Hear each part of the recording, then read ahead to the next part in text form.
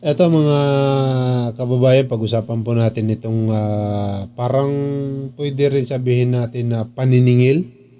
Parang siningil si Attorney Insurrecto ni Congressman Marcolita. Kasi nga mga kababayan, si Attorney Insurrecto ay nanguna sa pagpapa-impeach sa rally for impeachment kay VP Sara Duterte sa noong 18, diba? Noong 17 ba yun? 17 sa EDSA Monumento.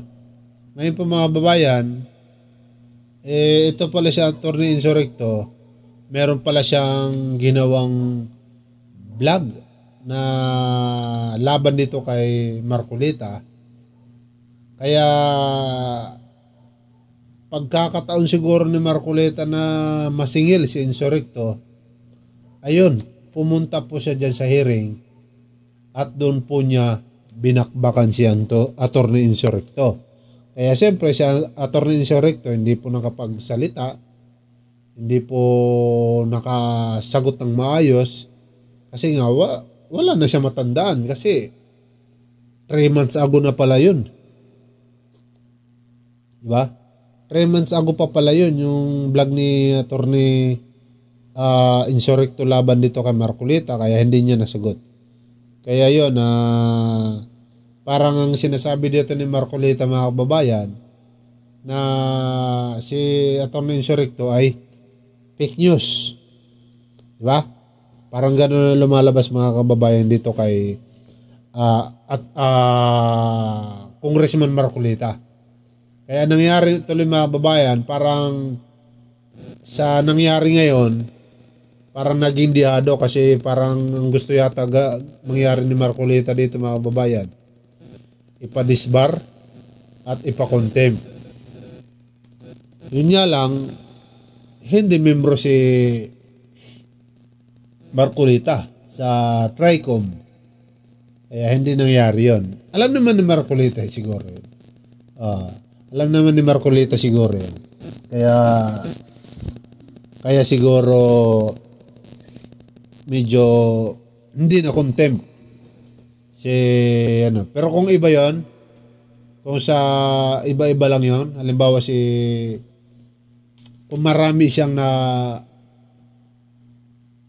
topic na ganun, katulad ng Marcolita, baka makontempt talaga to si Insurrecto mga kababayan. Kasi parang lumalabas tuloy sa video, naging kawawa si Insurrecto rito. Panoorin natin mga kababayan yung kanilang balitaktakan dyan. Panoorin natin.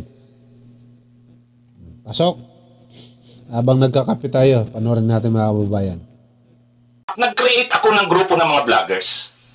Nandito yung mga kasamahan namin. 78 vloggers kami. Yun yung nag-initiate ng rally noong January 18 sa EDSA People Power Monument. Nandun yung pangalan ng 80 vloggers. At proud kami na sabihin na kami ang mga vloggers na hindi kami nagpi-fake news. Pero kami on social. Yes, what's the interjection? Point of order. What's the point of order? He was telling us that he would like to give recommendations to us. But he is now telling himself. He is now giving a story about himself. Na sana, attorney, hindi mo ginagamit itong aming TRICOM para mag-campaign ng iyong party list, no? Kaya naman si Mark, para campaign na kanyang sarili. Okay. Kailangan namin yung recommendation mo. Okay. Hindi namin kailangan yung sinasabi mo na ginagawa mo sa vlog mo. Alright? Okay. Thank you and sorry, Mr. Congressman. Sige, go ahead, Attorney Ricky. O so dito na proceed na ako.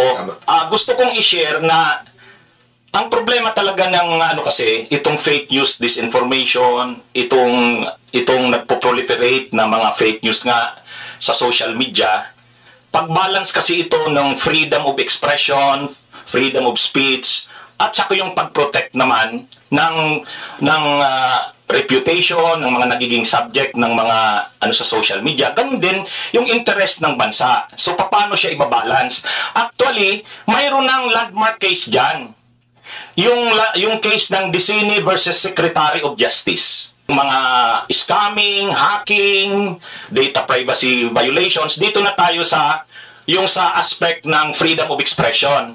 Kasi mayroong specific na provision dito sa Cybercrime Prevention Act of 2012, yung section 4, paragraph C, number 4. Tungkol yan sa cyber libel. Pero actually, wala namang bago. Wala namang bago dito sa cyber libel kasi kahit naman doon sa revised penal code, pinipenalize yung libel kung wala man doon sa written, oral na libel, mayroong other similar means. So yung cyber libel, pasok doon sa other similar means. Yung paggamit ng cyberspace or internet sa libel. So ngayon, nung challenge ng petitioners yan, na unconstitutional yung provision na yan, yung cyber libel provision nitong Cybercrime Prevention Act, ang contention nila, yung mga recent daw na jurisprudence, sabi ng petitioners, hindi na kontra sa libel, hindi na inaano ang libel kasi dinidecriminalize na nga, yun yung trend. So sabi ng mga petitioners, alisin na yung provision sa Cybercrime Prevention Act or RA 10175 tungkol dyan sa cyber libel. Ang contention naman ng Solicitor General, hindi pwede. Kasi ano pa rin yan, kailangan protektahan pa rin ang mga private individuals na nagiging biktima ng cyber libel at ganoon din ang public or ang state. So ang ruling ng Supreme Court dyan, ganito. Binalance ng Supreme Court. Ang pagbalance ng Supreme Court, nandyan pa rin ang cyber libel. Constitutional yan.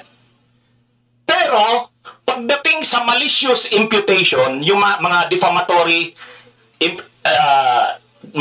yung mga defamatory imputation, iba ang treatment sa private at sa public. Yung mga public officials, yung private na mga subject ng malicious imputation, presumed na malicious. Presumed na malicious. Kapag defamatory ang imputation mo, na libelous kumbaga yung sinabi mo, kapag ang subject ng ano mo ay private, presumed malicious. Pero kapag public, hindi. Kailangan i-prove na may actual malice. Yun yung ruling ng Supreme Court dyan sa landmark case na yan. So kumbaga binabalance. Kailangan pa rin protektahan ang publiko, hindi pwedeng sabihin na unconstitutional ang cyber libel. So, dineclare pa rin ng Supreme Court diyan sa landmark case na constitutional, invalid. Pero, sinabi rin, kailangan protektahan din ang freedom of expression. Lalo na rin kapag ang subject ay public officials. So, yun yung ruling dito. May isa pa dito, yung Section 5, tungkol naman doon sa mga nagsishare, nagla-live. Sobra naman. Yung mga nagsishare, nagla-live. Wait. Can you wrap up, attorney? Because we're about to go with the members of the House because there's a lot we've been waiting for so long, no? At inalok lang yung great doctrine sa case.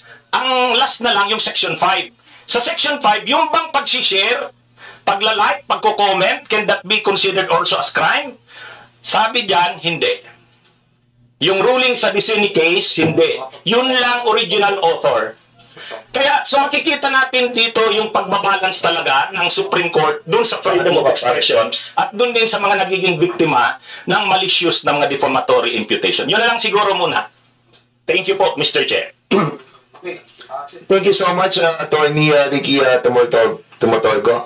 So we'll now proceed to the interpellation of the members of this Congress. But before I recognize Congressman...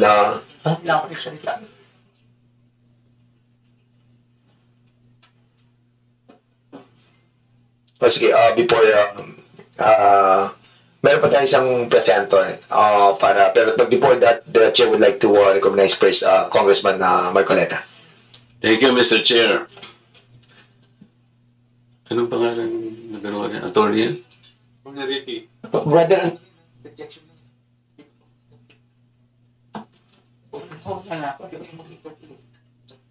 hindi, tungkol lang sa sinasabi ng doktrina kanina. Attorney, abogado ka pala na nagtuturo sa Ateneo. At sinasabi mo, ang diferensya ng private sa public figure, pagka public figure ay hindi basta-basta. Kahit nabirahin mo, parang may lisensya ka na, parang gano'n sinasabi mo. Pero pag private, talagang kinakailangan may malis ka agad yun. Siguradong, kaya lang nung ikaw ay nag-vlog, ito yung title ng vlog mo sa akin eh. Huwag maniniwala sa pakulo at panliling lang ni Marcoleta. Ano ang panliling lang ko, attorney? Public figure ako, pero kailangan malaman ko, sapagkat dito lang may malis ka na eh. Una, hindi mo ako kilala, ikaw hindi rin kita kilala. Pero dito lang sa title na title pa lang, huwag maniniwala sa pakulo at panlilin lang ni Marcoleta. Attorney, kahit kailan wala akong nilinlang na mamamayan ng Pilipinas. Wala kang karapatan na akusahan mo ako ng ganito. Kung ang pinag-uusapan ay gusto mo lang ma-informahan ang mga nagpa-follow sa'yo kung sino-sinong marami nagpa-follow, pwede mo ba sagutin ito muna? Ano yung panlilin lang na sinasabi mo rito? Marami na po kasi akong naging hindi ko ano yung particular na Ito pagkikita ko sa'yo, ayan hindi ko po alam kung anong particular doon na attorney, gumawa ka ng vlog. yes po, ako po Responsibilidad mo sa public ito, lalong-lalo na yung naniniwala sa'yo. Hindi ko maniwala kung paano mo silang napaniwala. Pero itong sinabi mong ito, may pakulo ako at panlilin lang. Ito yung sagutin mo. Hindi ako naniniwala, hindi mo naalala ito. Mr. Chair? Mr. Chair? Go ahead. Actually po, dun yata yan sa rally ng Iglesia ni Cristo na naging subject din ako po ng programa ninyo sa yung dalawang pong kasama Honorable Congressman Marcoleta. Ako po yung naging subject nyo doon ni Saganang Mamamayan. Kasi ako yung nag-comment na sabi ko, dapat yung Iglesia ni Cristo kung talagang malaki yung mobilization nila, doon nila gawin sa Luneta, huwag sa Liwasan. Yun yung kasi, pag sa liwasan... Attorney, huwag mo nililihi sa usapan, ano? Pinag-usapan yung panlilin lang na sinasabi mo at pakulo. Walang kinalaman yung rally ng INC dito. Doon ko po kita, Honorable Congressman... Anong panlilin lang ginawa ko doon sa rally? Yung po yatang speech nyo doon sa stage. Hindi yata. Kailangan siguruhin mo. Nagsalita ko doon, anong parte ng speech ko ang nilinlang ko ang mamamayang Pilipino? Honorable Congressman Marco, yung reaction ko po yata yung speech nyo po doon sa stage. Ano nga? Kung alam mo yung speech ko, ano yung panlilinlang doon? Tingnan ko po dito sa kung ano yung... Ang dami ko na po kasi naging content tungkol. Hindi ganun. Ako kapag sinabi ko, alam ko ang pinagbabasihan ko. Kahit matagal na yon, maaalala ko. Pag nilinlang ako ng isang tao, alam ko. Problema sa inyo, hindi ko nilalat ang vloggers, Ako, hindi ko minamasama yung vlogs. Yan ay part ng ating free speech. Expression. At yan ay ginagaranti ng ating saligang batas. Totoo naman na kapag ka-public figures, hindi dapat balat sibuyas. Hindi kagaya ng balat sibuyas ni Kong Barbers, alam ko yan. Pero hindi nangangahulugan. Kailangan i-establish ninyo. I-establish mo. Ikaw ay abogado pa rin, kagaya na sinasabi mo, nagtuturo ka pa sa isang reputableng institusyon. At pagkatapos, tinatanong ko lang ngayon, ikaw ang nagbablog, Basta po tungkol po talaga yung naging topic ko po kayo tungkol dun sa rally ng Ano nga yung sinabi ko sa rally na nanilang ako ng Pilipino? Wala ka man lang maisip? Ito yung uri mo na hindi kailangan talagang nagbablog Nami-mislead mo yung mga tao, nilililang mo yung mga tao. Ang dahilan ay hindi mo man lang masabi kung ano yung aking mga panlililang na sinasabi mo rito. Pakulo at panlililang. Hindi ganyan yung mga vloggers na kilala ko. Yung mga vloggers umaatake rin sa akin, pero hindi ako balat sibuyas. Sapagat may basihan ang kanilang sinasabi. Yung pinag-uusapan siguro namin dito. Gusto nila niyang tingnan siguro kung ano yung mga seats ng mga aming pinag-uusapan dito. Hindi ako balat sibuyas, pero ito, Wala akong makitang panlil lang na ginawa ko sa ating mamamayan. Ikaw, ang lakas ng loob mo na mag-vlog. Abogado ka pa naman. O ano? Gusto, panoorin ko po mamaya itong ano, kung ano Ay, ang hirap sa atin, Mr. Chair eh. ano po kasi, Isip-isipin mo, bigla ka na lang gagawa ng isang vlog na ngayon itatanungin kita ng diretso, wala ka man lang masabi, kahit isang panlilin lang. At ang inaakala mo, baka sakaling doon sa rally. Ibig mo sabihin, naharap ako sa rally pagkalakilay para manlilang lang ako ng mamamayang Pilipino? Hindi ka karapat dapat na abogado eh. Hindi ka dapat magturo sa Ateneo. Sinasabi ko sa iyo ngayon. Ako hindi ko inaukusahan ng mga vloggers. Kahit masasakit ang sinasabi nila, ngunit merong basihan. Meron silang pinagmumulan na basihan. Kamukha nung isang vlogger, Mr. Chair. Nakita niya yung isang tarpaulin, isang billboard na-install doon sa SLEX. Isang female vlogger, Mr. Chair, napanood ko. Itong si Marcoleta kanya, walang kahihiyan ito Nga pala eh. At kinahihiya na rin siya ng mga kapatid niya sa Iglesia ni Cristo. Sapagkat, akalain mong gagawa siya ng billboard, isasama niya kanya si Pastor Kibuloy. Hindi ba niya alam na si Pastor Kibuloy ay ganyan. So, kinakailangan, Mr. Chair, na sagutin ko. Ang pagkakasabi ko lang po na sagutin ko, miss ka ako, hindi kita kilala, pero medyo nasaktan lang ako, pero nandun na lang, pagpapasaysaan na kita, sapagat ako ay public figure. Kung kulang ka ako ang ginanito mo, okay lang eh. Kaya lang kita sasagutin sapagkat yung mga nakikinig sa'yo, baka mahalin lang mo. Baka sila'y mailigaw mo sa paniwala na ako nga ang gumawa ng billboard na yan. So ipinaliwanag ko, Mr. Chair, hindi ako ang gumawa ng billboard na yan. Nakita ko na lamang po na biglang kasama po ako ron. At hindi naman po ipinaalam sa akin nung gumawa. Siguro po dahil si Pastor Kibuloy po ay tumatakbo rin isang senador, inakala niya siguro magiging maganda rin para sa kanya kung kami po'y magkasama. Ako naman po'y wala namang magagawa tungkol doon. Pero hindi ko na po, wala na po akong reaksyon sapagkat public figure nga po ako eh. Lahat kami ay tatamaan. Ito nga po yung napakagandang pagkakasalita po sa Korte Suprema eh. Mr. Chair, basahin ko lang, maliit lang po ito. The interest of society, ito po the United States versus Bustos. The interest of society and the maintenance of good government demand a full discussion of public affairs. Complete liberty to comment on the conduct of public men is a scalpel in the case of free speech. The sharp incision of his probe relieves the abscesses of officialdom. Men in public life may suffer under a hostile and an unjust accusation. The wound can be assuaged with the balm of a clear conscience. A public officer must not be too thin-skinned with reference to comment upon his official acts. Kaya kaya ko na lang siyang itolerate, Mr. Chair, yung babaeng yun eh. Pero ikaw, attorney, dahil sa attorney ka, yan ang sinasabi mo, at nagtuturo ka pa sa isang reputable institution, dito lamang sa title mo eh.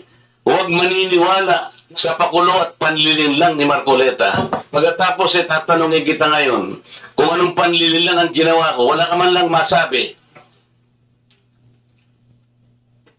Kaya naman kitang i-demanda pero hindi na kita pagtitsagaan eh, kung ikaw lang. Gusto ko lang malaman ng mga tao na walang basihan itong ginagawa mo. Para sa akin, sapat na. Nakabayaran sa'yo. O total, hindi na siya makakimo, Mr. Chair. Tatigilan ko na siya. And with that, Congressman Marcoleta, that will serve as your time as interpolator.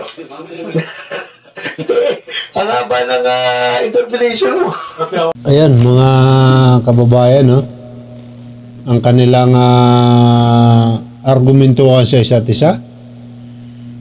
Sa tingin ko, hindi na nakasagot si Attorney Insurrecto bilang respeto kay Marcolita. Siguro dahil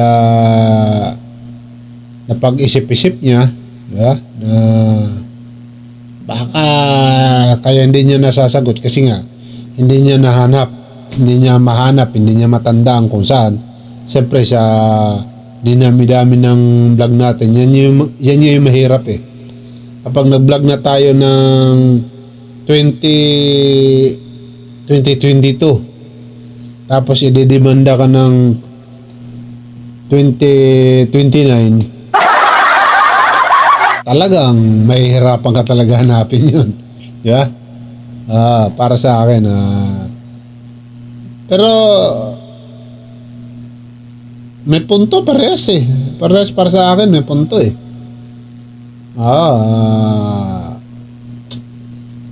Sana masagot ni Insurrecto yun, no? Sana masagot. Para hindi siya maakusahan na fake news talaga, di ba? Kasi sa ngayon, dahil hindi niya nasagot yung tama, hindi niya kaya sagutin, maaari siya mapagbintangan na fake news dyan. Kasi, panlilin lang. Yeah? Dapat talaga, kaya nga ako dito gumagamit ako talaga ng video eh.